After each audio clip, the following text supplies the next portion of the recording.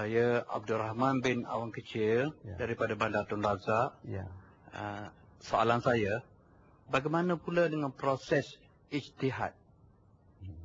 Terima kasih. Terima kasih. Kalau kita merujuk kepada sejarah bagaimana ijtihad itu berlaku, ya. Sebenarnya di zaman Nabi Muhammad SAW dulu tidak ada ijtihad, ya. Sebab bila sesuatu perkara berlaku, orang nak tanya hukum, tanya Nabi. Nabi rujuk pada Quran. Kadang-kadang belum turun Quran, Nabi tunggu turun wahyu sampai kan. Ya. Ada yang wahyu itu sudah hadir dah, sudah sampai wahyu itu kan, ada maknanya wahyu Jibril dah sampai, orang tanya, Nabi jawablah. Ada yang Nabi tunggu turun wahyu. Itu. Jadi semua perkara terus kepada Nabi. So tak ada ijtihad. Ya. Apa kata wahyu, ayat dia terima dari Jibril, sampai Jibril, itulah jawapannya. Sama Nabi. Semua rujuk kepada Nabi Muhammad SAW untuk mendapatkan hukum syara', hukum syara', ya. Setelah Nabi wafat, ini proses dia, ya. Setelah Nabi Muhammad SAW wafat, ya, maka khalifah pertama Abu Bakar As-Siddiq, ya. Abu Bakar As-Siddiq. Maka semua perkara pula dirujukkan kepada Abu Bakar As-Siddiq. Dia tanya Abu Bakar tengok Quran. Quran tak ada, hadis kata Nabi. Baru timbul ijtihad, ya. Begitu juga kepada bila agama Islam telah berkembang sampai di luar tanah Arab. Dulu semenanjung tanah Arab saja, sampai luar sampai ke Iraq. Iraq tu di luar semenanjung tanah Arab lah. Sampai ke Mesir, agama Islam telah berkembang, ya, selepas wafat Rasulullah. Jadi timbul isu yang tak dapat dalam Quran, dalam hadis, maka sahabat-sahabat melakukan ijtihad. Contohnya di zaman Khalifah Umar bin Khattab, zaman Khalifah Umar bin Khattab, Khalifah yang kedua dari Islam. Bila sahabat-sahabat menghadapi masalah hukum, ya, maka dia pun rujuk kepada Umar bin Khattab. Maka Sayyidina Umar rujuk kepada Al-Quran. Kalau tak Quran, dia rujuk kepada hadis Nabi Muhammad SAW. Kalau hadis tak ada, dia ingatkan apa Abu Bakar kata. Abu Bakar bagi rujukan dia juga. Orang pada sini lah, rujuk Abu Bakar. Dia kata, kalau Abu Bakar pun tak dapat dia, maka Sayyidina Umar mengumpulkan para ulama pada masa itu, ulama-ulama besar, sahabat-sahabat Nabi yang kenalnya, yang hafal Quran, yang apa, yang wara' itulah, ya, yang faham, dikumpul ulama-ulama besar, dikumpulkan, disuruh dia mesyuarat ulama ni, bermesyuarat nak memutuskan perkara yang soal tadi. Mana Umar pun tak berani dia nak terus cakap tu, ya, dia rujuk Quran tak ada, hadis pun tak ada, Abu Bakar pun tak cakap, maka dia panggil, suruh mesyuarat, bincangkan itu. Jadi bila ulama' itu membincangkan perkara tersebut, apa yang diputuskan dengan keputusan majoriti, ulama' apa yang diputuskan, maka itu dijadikan keputusan, ya, keputusan yang akan dimaklumkan kepada ulama'. Dan keputusan itulah yang kita sebut ijma'. Ijma' ulama', pendapat ulama'.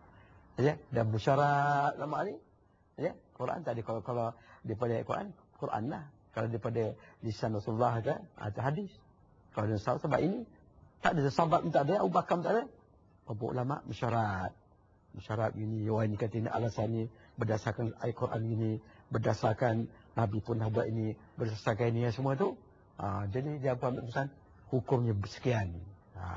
Jadi pendapat itu, macam dia gezek lah. Tapi sebenarnya tak ada gezek. Dia ambil keputusan, ini dia dipanggil ijma' ulama'. Pendapat ulama'. Begitulah seterusnya. Selepas Umar dan berlaku selepas itu Sayyidina Osman bin Affan, kemudian zaman Sayyidina Ali, kemudian pemerintahan-pemerintahan zaman Umayyah, Abbasiyah dan hinggalah, ya, sampai hari ini.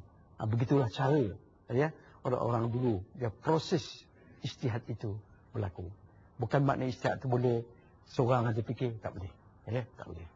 Dia mempunyai, walaupun kita boleh istihad, boleh mulakan pendapat, fikiran, tetapi mesti ada rujukan tertentu. Selain daripada kita, sifat kita ni pun mesti ada ilmu yang boleh buat istihad. Tak boleh kita dalam masyarakat, saya fikir hukum ini, saya hukum ini. Tak boleh. Itu boleh jadi pergaduhan. Boleh jadi peperangan berlaku, boleh beza pendapat. Tapi kalau pendapat dah ismak orang ramai, mesti akur. Wallahualam. Ada apa-apa pertanyaan Aziz? Assalamualaikum, Yang Berbahagia Datuk. Ya. Saya Mak Hashim bin Abdul Rahman daripada Desa Petaling. Ada satu soalan dan kemusykilan lah. Apakah pengertian fatwa dan hikmahnya kepada masyarakat? Okey. Terima kasih. Ini soalan semasa ni. Soalan semasa. Kita baca khabar ini, fatwa begini dan sebagainya. Jadi fatwa ni dari segi istilah lah maknanya fatwa ni maksudnya ialah pemberitahuan tentang sesuatu hukum syar'i, sesuatu hukum syarak, sesuatu hukum syarak yang berdasarkan istinbat yang dilakukan oleh mufti yang mempunyai kewibawaan dalam agama Islam. Mufti mengeluarkan itu fatwa. Itu. Sesuatu perkara, satu isu yang ditimbulkan yang kita tak tahu susan ojo, itu mufti. Boleh mufti pun dia nak memaklumkan fatwa tu, dia ada jawatan kuasa fatwa. Dia mesyuarat dengan jawatan kuasa fatwa dia, macam tadi contoh Umar Khattab dia lah. Ini kita berlaku dalam masyarakat kita hari ni. Sesuatu isu dalam Quran tak ada, dan hadis tak ada. Banyak isu berkenaan dengan sistem keuangan Islam. Itu hal masyarakat ini, masalah perniagaan macam-macam cara ni. Masalah dalaman kita ni, masalah perubatan, perubatan banyak kita dibincangkan. Tak ada jelas dalam Quran dan tak jelas. Jadi kita ambil istinbat hukum itu secara umum. Dia dibuat dalam Islam. Itu timbul, kita peringkat kebangsaan ada muzakarah jawatan kuasa fatwa. Dia memutus isu itu. Itu peringkat kebangsaan kita. Kalau peringkat negeri kita, ada jawatan kuasa fatwa negeri. Dia ada jawatan kuasa fatwa. Jawatan kuasa fatwa negeri, dia pengurusi oleh mufti negeri itu. Jadi bila dah mesyuarat, diputuskan, mufti bercakap bagi pihak yang putus tadi. Jadi mufti bercakap tu, itu fatwa. Dikeluarkan oleh lisan mufti. Itu dikatakan fatwa. Itu yang berlaku pada hari ini. Jadi bila kita orang Islam Malaysia, sepatut bila jawatan kuasa, pengurusi jawatan kuasa fatwa, seperti muzakarah fatwa kebangsaan bercakap, ataupun mufti bercakap satu isu tu, maka orang Islam mestilah bersetuju, akur.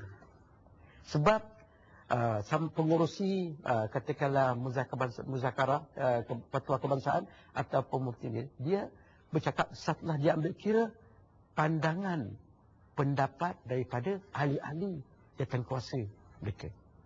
Jadi tak bolehlah bila saya betul, saya tak setuju. Pada fikiran saya begini, fikiran dia pula. Ini tak betul. Jadi itu tiada ijma' ulama, pendapat ulama tak boleh. Walaupun kita ada kebolehan, kalau kita ada mungkin ada satu fatwa yang keluar tu rasanya tak sesuai dengan kita ada satu alasan, kita boleh menghadap mufti beritahu, saya dapat dalam ini sekian, ini dia.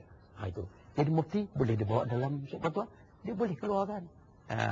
Tapi tak boleh orang sana keluar betul, sana keluar ni kedai kopi pun boleh keluarkan fatwa. Ini tak betul ni. Ini tak boleh. Dah cakap, ini rosak, boleh pecah belah masyarakat.